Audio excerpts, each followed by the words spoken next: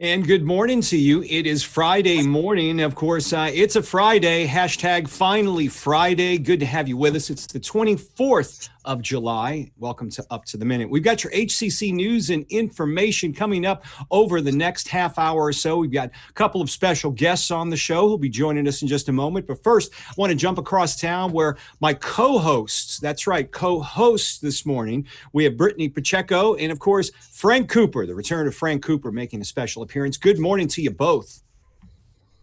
Hey, good morning, Todd, and good morning, Frank. Good morning, B. Good morning, Todd. How you ladies and gents doing today? Happy Friday, everybody. It is a Friday, but as Brittany would say, does it even matter anymore? Brittany? Actually, Todd, today I will say it does matter because if you can't tell by what I'm wearing, it is the second opening day for 2020 for the Houston Astros. I'm so excited that baseball is back. Houston's back, and we have another Astro fan joining us today. That's right. You got a co-host at your house this morning. Yeah, she's very vocal, so hopefully she'll behave while we're on the show. Thank you for the kisses.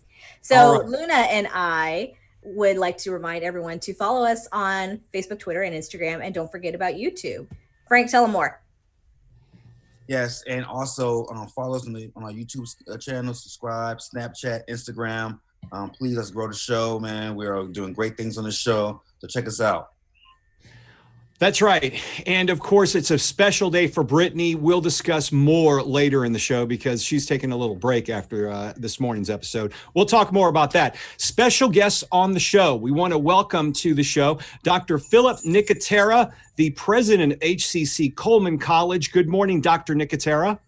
Good morning, Todd, and everyone else. Good to be here.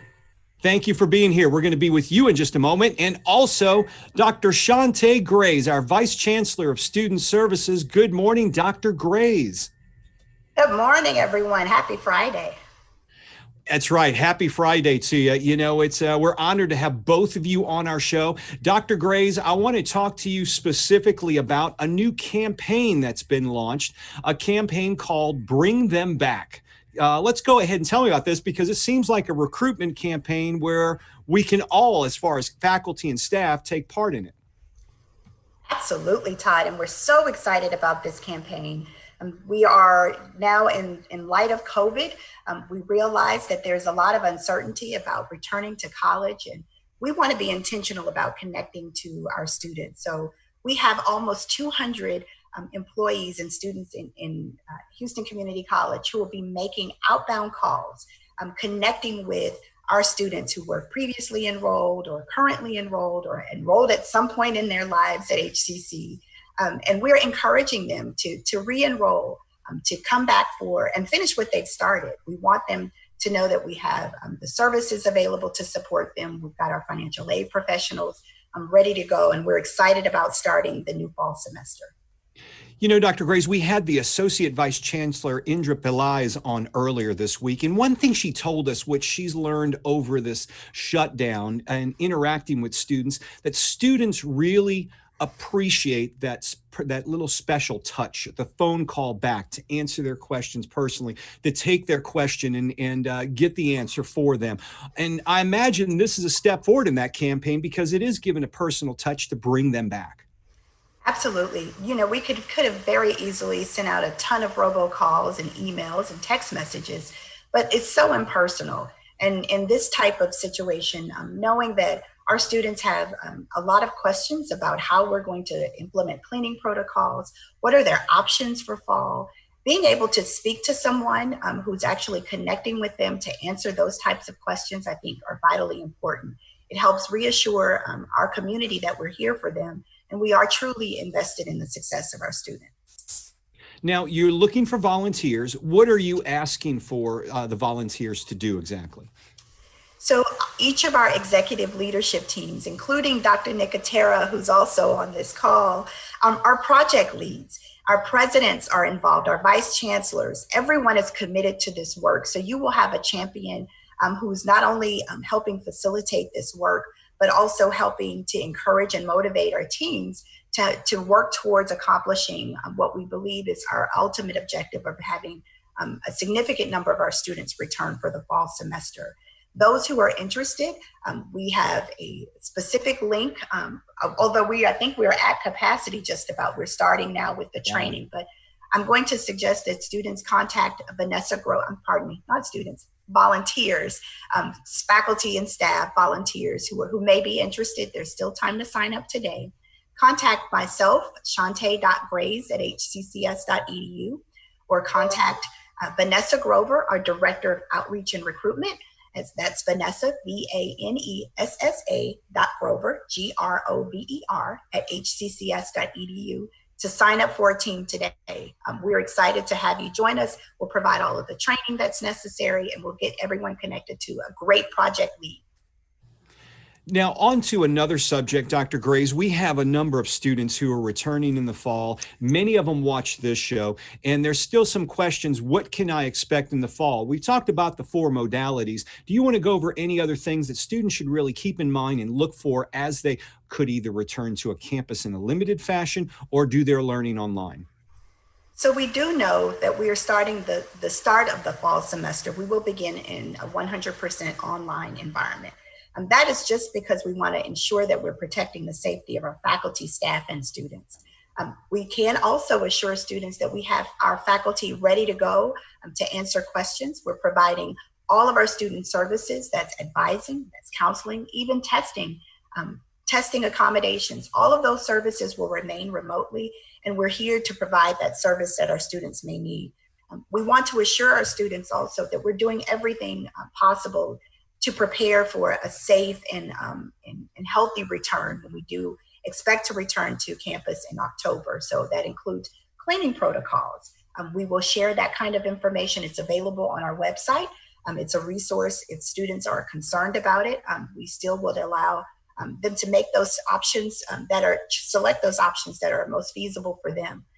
In light of what our ISD partners have announced, many students may have concerns about the ability to manage homeschooling their children and also returning to campus. So we're trying to align our strategies to support the work that both our faculty, staff, and our students may have to encounter as a result of some of the recent decisions that are made. So we're taking all of those things into account as we plan for a safe and healthy fall return. One thing I heard that was kind of exciting, at least to me, when Indra Pillai was on earlier this week, she said you guys have, of course, the virtual lobby online, but you're going to be doing something with Zoom in the future. That's going to be launching in the future as well? So excited about this live support that we're hosting. So very much like you see here today, students who need immediate assistance and support from Student Services will have an opportunity to log into a Zoom room. There'll be a number of Student Services professionals in this room who will be able to assist you. So it will feel a lot like walking into a campus. There'll be someone there who will triage their needs if they have a question from an international Student Services or veterans or financial aid or testing, career services. All of our professionals will be available and represented in that lobby. And we're providing that service from 8 a.m. to 8 p.m. Monday through Thursday, 8 to 5 on Fridays, and 9 to 1 on Saturdays. Wow. Because we know in this virtual environment, your schedules are unpredictable, and we want to make ourselves available to anyone who may have a need. Dr. Grays, we appreciate you joining us this morning. I know you're very busy, taking some time out of your schedule to help us inform our community, our faculty, our staff, and of course, our students as well. Should you need anything from HCCTV, you know where to come. We're always here willing to help you. So excited. I'm looking forward to continuing this great work. We'll be back next week. I know that we'll have more great news to share. Thanks for having me today, guys. That sounds good. Thank you, Dr. Grays, for being here. We're going to move across town to Dr. Phillip Nicotera, the president of HCC Coleman College. Good morning again, Dr. Nicotera.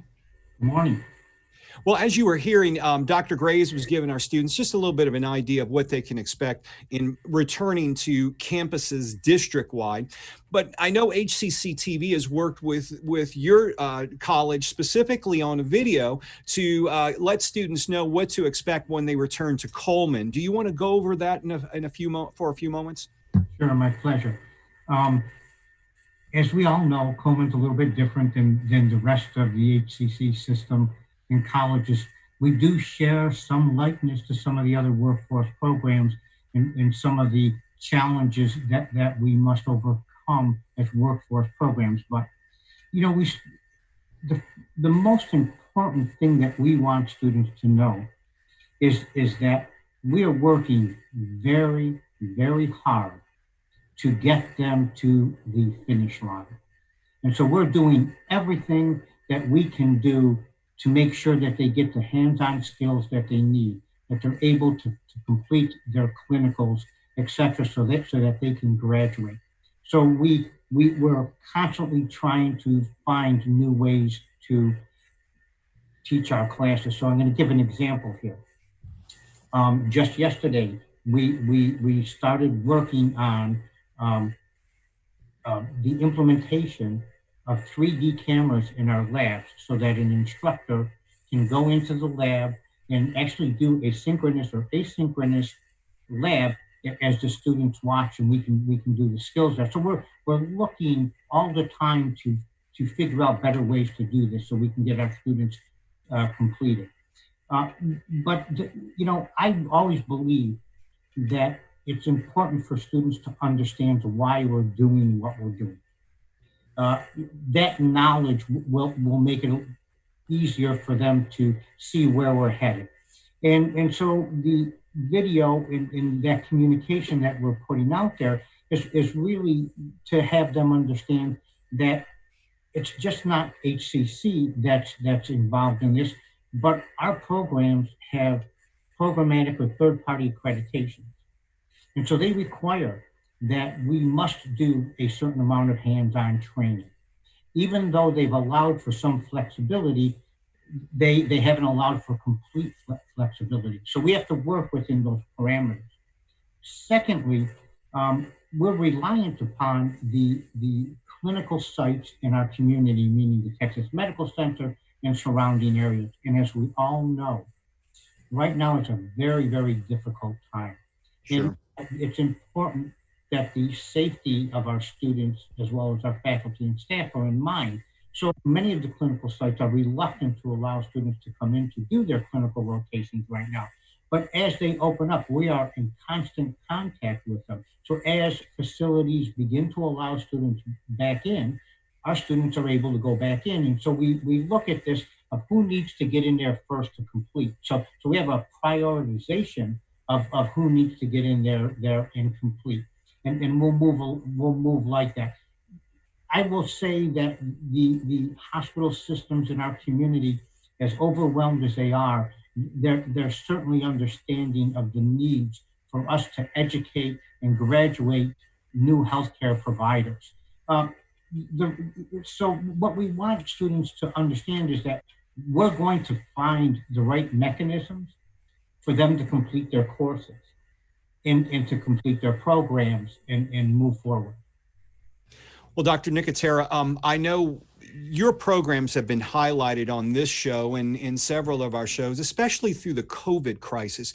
But I can't think of one program that really deserves more kudos and especially deserves more attention than the respiratory therapy program, because it's getting a lot of attention. I don't think people knew a lot about what respiratory therapists did before this whole COVID crisis.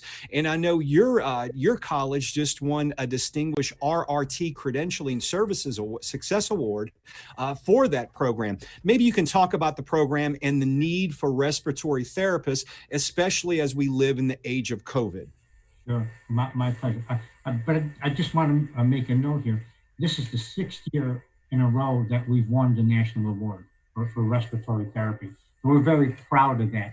Our program is, so when you're recognized nationally, what that's telling the public is that this is a very high quality program. And so our program is training students to graduate as a respiratory therapist. So those individuals that are doing the breathing treatments, that are running the ventilators, etc., that's what they learn in our program. Obviously, in this particular environment, there's probably a greater need for respiratory therapists than there have ever been.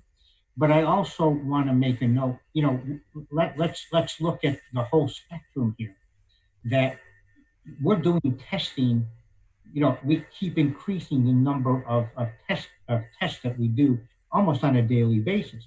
We also have a program in medical laboratory technology, and these are individuals that man those labs. Our nursing program, our graduating nurses that are caring for the patients that are in the ICUs and other units of the hospital. So, as a whole, I think Coleman and HCC has a lot to offer to our healthcare community. Well, Dr. Nicotera, I know you mentioned earlier you're working with the hospitals and the areas in the medical center so that you can get your students back in there to learn and start doing their practicums and finish their clinicals. I would imagine the hospital industry, while they're overwhelmed, they've got to realize if we don't keep training these students, we're going to have a gap in a few years, if not sooner, as people are retiring. You're not going to have enough students to backfill or people graduated to backfill these positions if we don't continue the learning and instructional process. Yeah, that's absolutely true, Todd, and they do recognize that. And so as we begin to see cases decrease, the hospital systems allow students to come back in perhaps on a staged basis. So we noticed that, in March and April, it was difficult for clinicals. And then the situation, was better. And so clinicals began to open up and we started to place students again.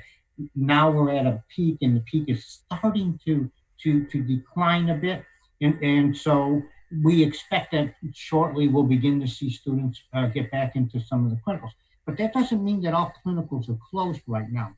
Certain clinicals, such as for our pharmacy techs, they're out there in clinicals. Students that are doing clinicals as medical assistants are out there working. Some of our physical therapy assisting students are also currently in clinicals. Dr. Nicotera, you said something, I think last time we met, might have been back in April, and it really struck me with this whole COVID crisis. We're learning as we go along with this, and you compared this to flying a plane, but building it as you're flying it. Are we almost completed building that plane? Where are we now in this? Yeah, I don't think so. From even with my experience, but even going back to what I hear from the experts, we know more than we did 3 months ago, but we still have a lot to learn about COVID. We have improved how we treat patients, and so we're seeing a decline in fatality rates, and that is phenomenal to be able to do that. We're working on several vaccines, but it takes time. We may not see a vaccine until the beginning of 2021.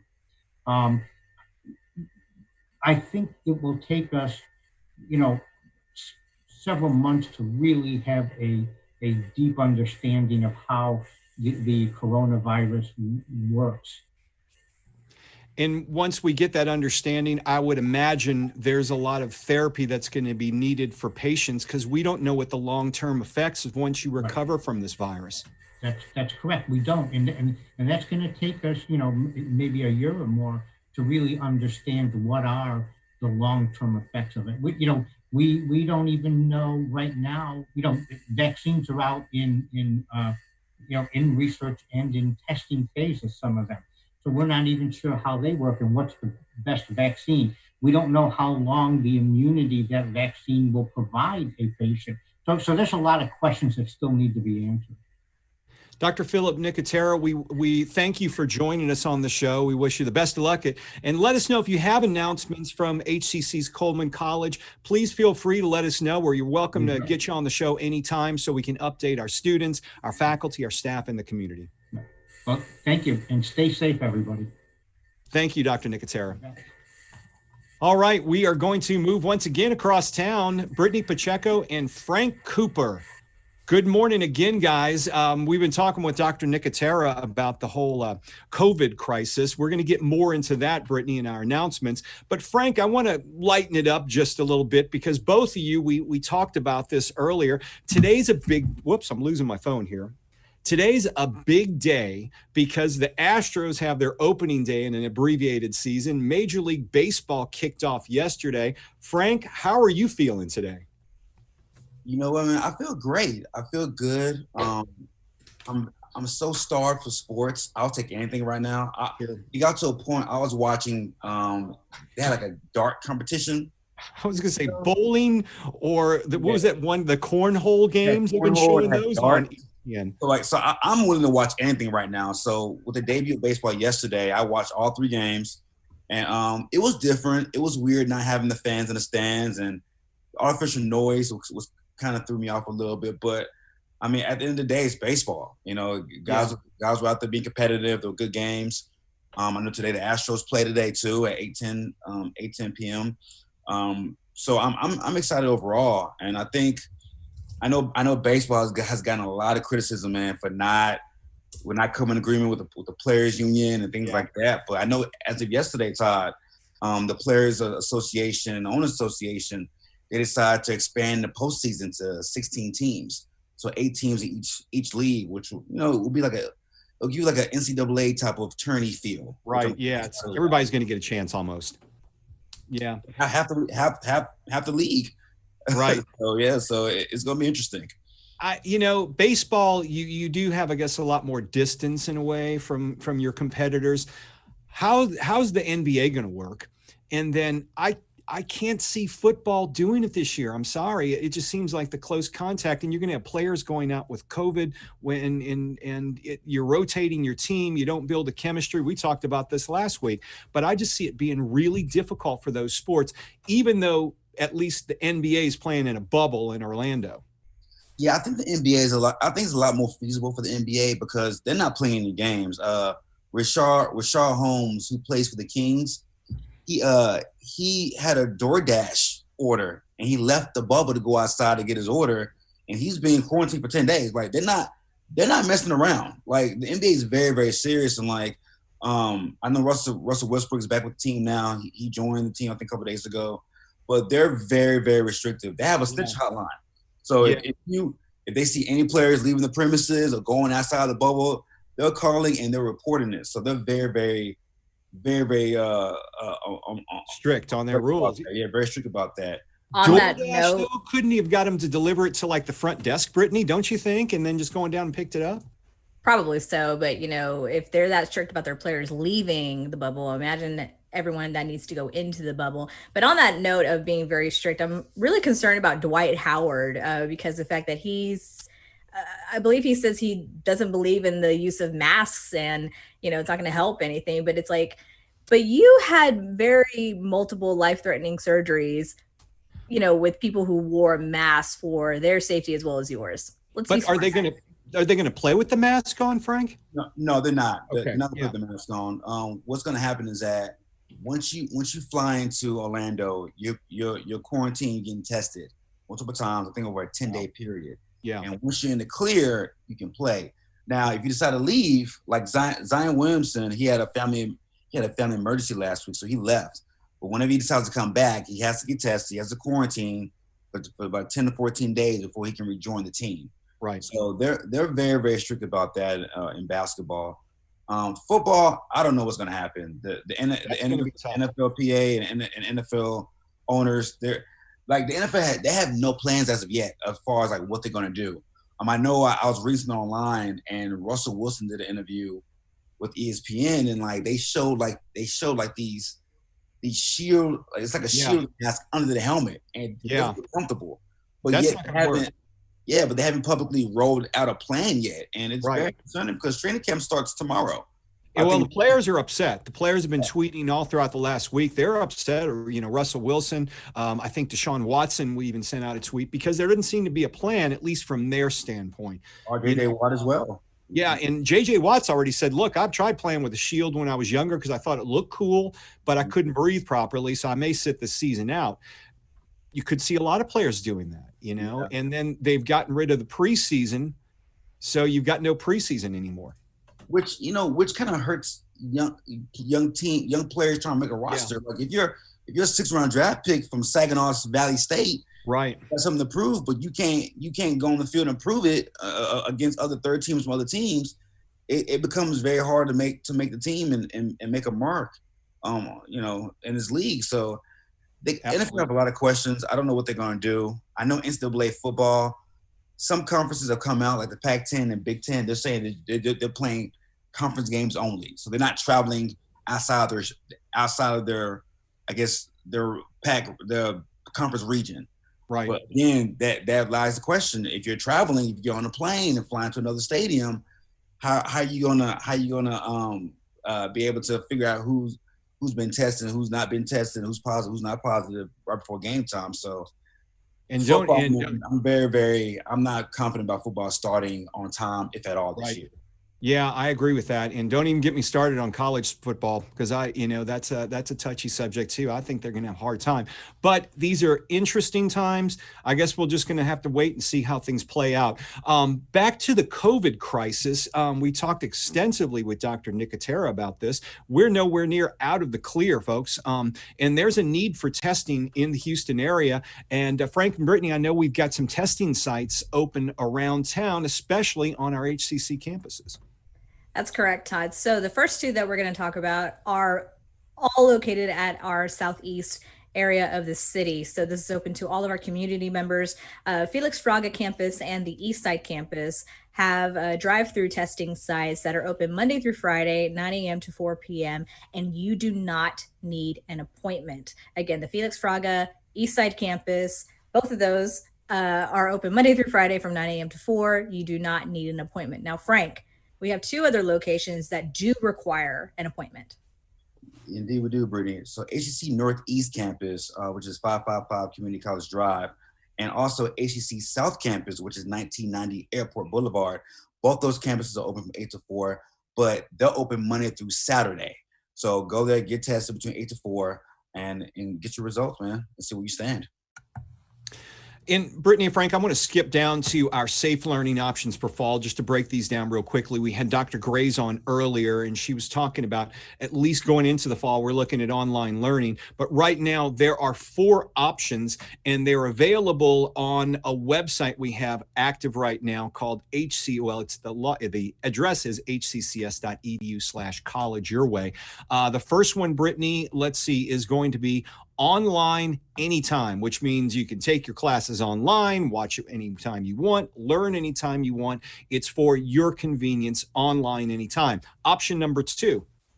Option number 2 is another online option, but it's online on a schedule. So you never have to come to campus, just like the anytime option. But with this particular option, you have to log in at a specified time that you have selected. So, if you want to still participate in a lecture kind of structure where you would come into the class, but obviously you're not, this might be a great option for you. That way you have a routine. Frank, tell them about the Flex Campus. Yes, so sign up for Flex Campus, which is a sign up in-person classes. You can choose to come to class or participate online at a set time. However, the number of students in the classroom will change as social distancing requirements are adjusted. So early sign up is very essential and very, very important.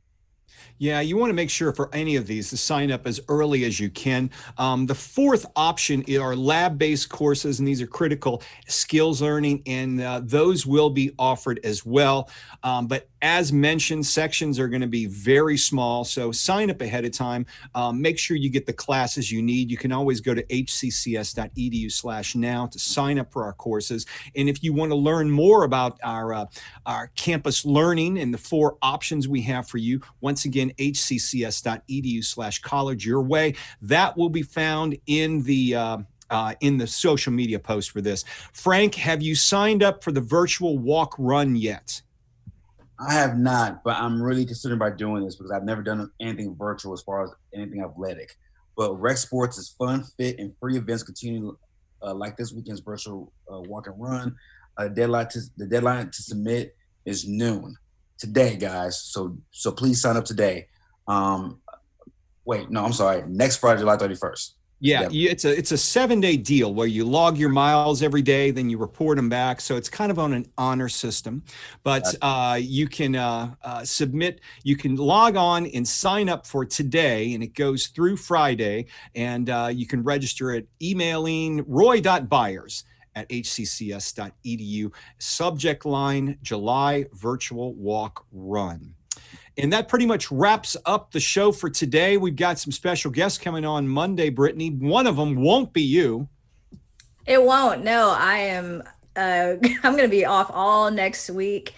So I won't be on Up to the Minute for the rest of July. So you'll be joined by some other very special co-hosts. One of them will be Frank as well, but some of our students, and who knows who could show up one day. I mean, I might show up one day. No, I'm not. No, I'm not. No, I take vacation very seriously. So, so I will be back for the month of August. You just like saying you're off through the rest of the month. I do. Yeah, you do. It's very satisfying. Well, Frank, I know you'll be here. You've got a couple of days slated next week. You're going to be joining us. I do. Tuesday and Friday, I'll be here to grace y'all with my presence. All right. We'll talk more sports then. Maybe we'll have some more developing news in the sports world as well. Frank, thank you for being here today. Thank you. Brittany, thank you and good luck on your vacation. Enjoy it, and I'm sure you won't have any problem doing that. No, I won't. I'm going to a land called my bed. I miss it. I want to take vacation, Brittany. Have a good vacation. On Monday, we've got Dr. Rita Raju. She'll be on, she's about to leave the college, but we'll be on talking about her 14 years of Dean of the Advanced Manufacturing Center of Excellence. Sean Atmishi will be joining us as well. And Alberto Flores, who's the chair of that department. We'll have all three of them on, talking about the department, talking about Dr. Raju leaving. We'll wish her best of luck. All that and more coming up Monday on Up to the Minute. Thanks for being here today. I'm Todd Duplantis. We'll see you Monday morning, 10 a.m. live.